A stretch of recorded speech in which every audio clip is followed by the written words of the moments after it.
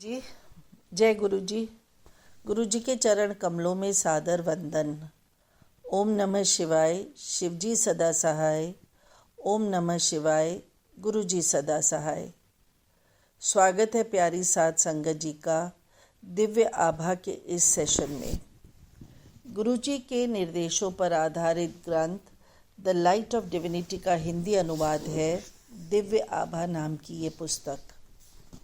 आज का प्रसंग है सपरिवार गुरु जी के कमल चरणों में। हम गुरु जी के पास फरवरी 1999 से आते रहे हैं।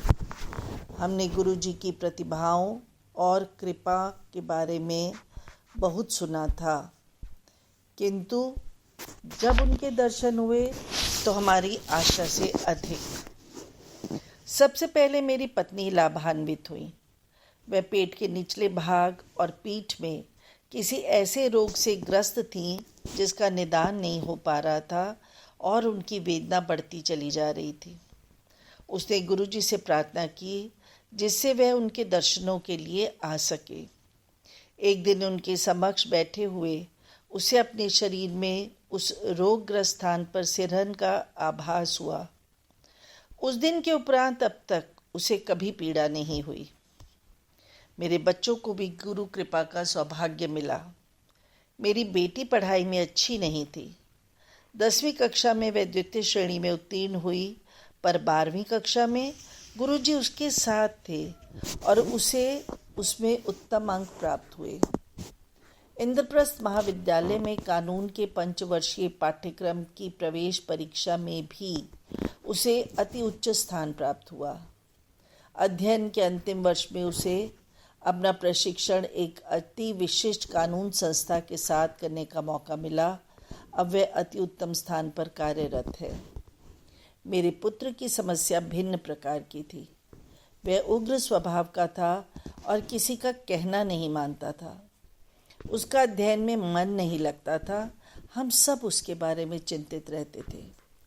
गुरुजी ने उसे एक अभिमंत्रित चांदी का कड़ा पहनने को कहा। शीघ्र ही उसमें अभूतपूर्व परिवर्तन दिखाई दिया और वह ठीक से अध्ययन करने लगा। गुरुजी की दया से अब वह एक इलेक्ट्रॉनिक यांत्रिक है और एक प्रसिद्ध संस्था के साथ कार्यरत है। वह हम सबसे प्रेम करता है और गुरुजी का चित्र सदा अपने साथ रखता है। एक बार अपने मित्रों के साथ जाते हुए उसकी कार दुर्घटनाग्रस्त हो गई। कार तो बेकार हो गई, पर गुरु कृपा से कार में सवार सब सवार सुरक्षित रहे। गुरुजी ने मेरी भी सहायता की है। अक्टूबर 2003 में जब मैं सार्वजनिक निर्माण विभाग से सेवानिवृत्त होने को था तो मुझे मिलने वाले भत्तों में अड़चन उत्पन्न हो गई। मेरे विरुद्ध झूठे आरोप लगा दिए गए, किंतु गुरुजी की कृपा से सब समस्याएं दूर हो गईं और आरोप भी वापस ले लिए गए। अब मैं दिल्ली में एक अंतर्राष्ट्रीय संस्था के साथ कार्यरत हूँ। गुरुजी की दया की कोई सीमा नहीं है, केवल पूर्ण आस्था होनी चाहिए।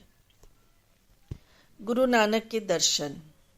एक बार गुरुजी एक विवाह समारोह में चंडीगढ़ गए थे। हम भी उनके साथ थे।